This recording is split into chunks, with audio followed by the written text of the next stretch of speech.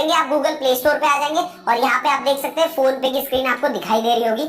Simply आपको इसके ऊपर क्लिक करना है और एप्लीकेशन को इंस्टॉल कर लेना है। यहाँ पे आपको अपना मोबाइल नंबर एंटर करना होगा और दोस्तों वही मोबाइल नंबर आप एंटर करेंगे जो आपके बैंक अकाउंट के साथ लिंक हो, क्योंकि मान लीजिए अगर आपने ऐसा मोबाइल नंबर एंटर किया जिसके साथ कोई बैंक अकाउंट लिंक नहीं है सो आप इसका यूज नहीं कर पाएंगे। अब दोस्तों मोबाइल नंबर एंटर करने के बाद में जो भी मोबाइल नंबर आपने एंटर किया होगा उसके ऊपर आपको एक ओटीपी रिसीव होगा। अब आपका मोबाइल ऑटोमेटिकली ओटीपी को ले लेगा। इनकेस अगर नहीं लेता है तो आपको मैनुअली यहाँ पे एंटर कर देना है और उसके बाद में आपके सामने ये स्क्रीन आने वाली है जहाँ पे आपको अपने बैंक अकाउंट को ऐड करना होगा। लेकिन दोस्तों अभी बैंक अकाउंट को ऐड मत कीजिए, सबसे पहले मैं आपको कुछ चीजें बताना चाहता हूँ, उसको समझ लीजिए। उसके बाद में आप एप्लीकेशन के अंदर से भी बैंक अकाउंट को ऐड कर पाएंगे। तो ऊपर की तरफ आपको ऑप्शन दिखाई देगा कट का, सिंपली आपको कट कर देना है। उसके बाद में दोस्तों फोन पे एप्लीकेशन आपसे कुछ एक्सेस मांगेगी, जैसे कॉन्टैक्ट को एक्सेस करने का, लोकेशन को एक्सेस करने का। तो जितने भी एक्सेस मांगे जाएंगे सारे के सारे आपको अलाउ कर देने हैं। अब देखिए दोस्तों हम फाइनली फोन पे एप्लीकेशन में लॉगिन हो चुके हैं। सबसे पहले क्या करना है, इस एप्लीकेशन के अंदर आपको अपने प्रोफाइल को अपडेट कर देना है ताकि इस एप्लीकेशन का इस्तेमाल आप बहुत ही आसानी से कर पाए।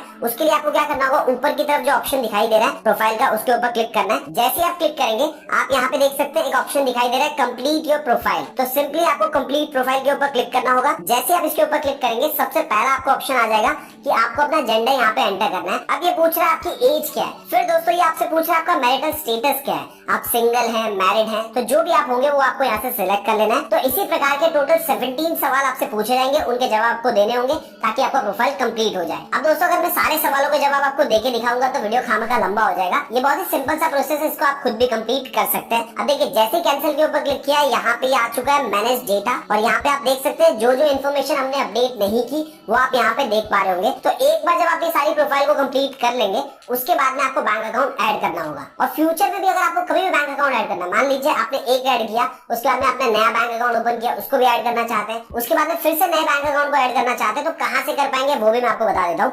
देखिए जैसे ही आप प्रोफाइल के ऑप्शन के ऊपर क्लिक करते हैं, सबसे पहले मैंने आपको बताया कंप्लीट प्रोफाइल वाला ऑप्शन, उसके नीचे की तरफ देखिए बैंक अकाउंट का ऑप्शन आपको दिखाई दे रहा होगा। जैसे आप इसके ऊपर क्लिक करेंगे ना आपके सामने वही स्क्रीन आ जाएगी जो पहले आई थी। तो दोस्तों सबसे पहले तो कौन सी बैंक में आपका अकाउंट है वो आपको यहाँ से टिक कर लेना है। जैसे मेरा account union bank of India में है तो मैं सिंपली यहाँ से सर्च कर सकता हूँ। वैसे सर्च करने की जरूरत नहीं, नीचे ही दिखाई दे रहा है यूनियन बैंक ऑफ इंडिया, तो सिंपली मैं इसके ऊपर क्लिक कर लूंगा। उसके बाद में आप देख सकते हैं फोन पे need a few permission to get started, तो कुछ परमिशन मांग रहा है, ये सारी की सारी परमिशन आपको उनको दे देनी है।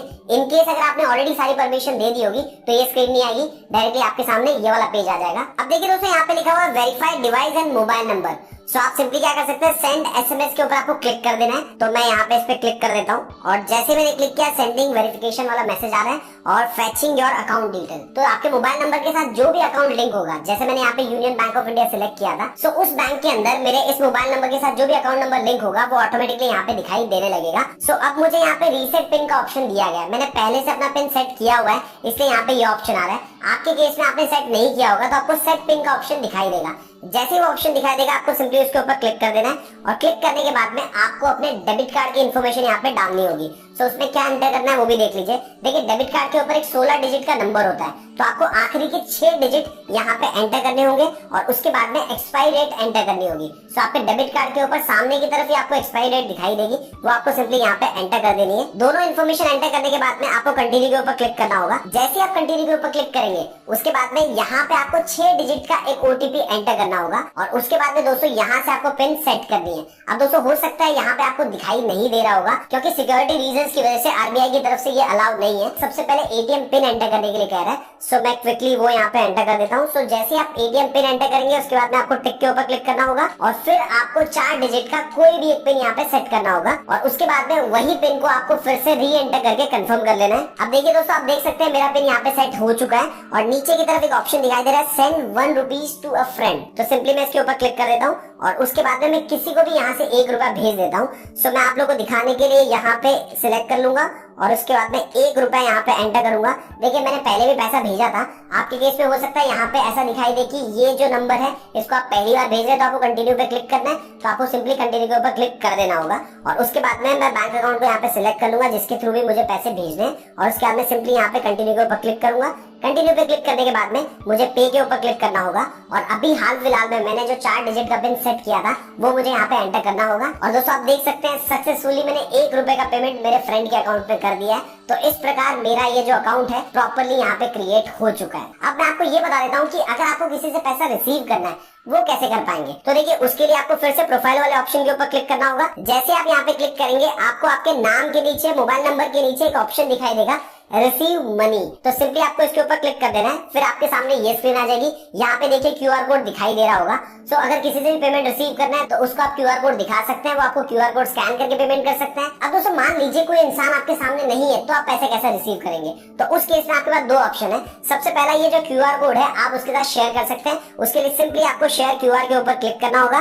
फिर नीचे की तरफ मल्टीपल ऑप्शंस आ जाएंगे। आप किसके थ्रू शेयर करना चाहते हैं, व्हाट्सएप, फेसबुक, जो भी आएगा वो आप यहाँ से सिलेक्ट करके शेयर कर सकते हैं। इसके अलावा दोस्तों मान लीजिए कोई आपसे यूपीआई आईडी मांगता है आपको पेमेंट करने के लिए, तो उस केस में नीचे की तरफ आपको जो दिखाई दे रहा है इसको सिंपली कॉपी कर लेना है और कॉपी करके उसको शेयर कर देना है, वो आपको पेमेंट भेज पाएगा। इसके अलावा दोस्तों एक और ऑप्शन है। मान लीजिए सामने वाला जो इंसान है वो आपको फोन पे के थ्रू ही भेज रहा है, तो सिंपली आपको क्या करना है अपना मोबाइल नंबर उसको दे देना है। मतलब जिस अकाउंट से आपने ये फोन पे का अकाउंट क्रिएट किया है वो नंबर दे देना है। वो सिंपली आपको पैसा भेज पाएगा और जो भी अकाउंट आपने ऐड किया होगा उसमें पैसा आपको मिल जाएगा। अब दोस्तों लास्ट में मैं आपको एक और चीज बताना चाहता हूँ। देखिए यहाँ पे तो मैंने सिर्फ आपको एक अकाउंट नंबर ऐड करके दिखाया।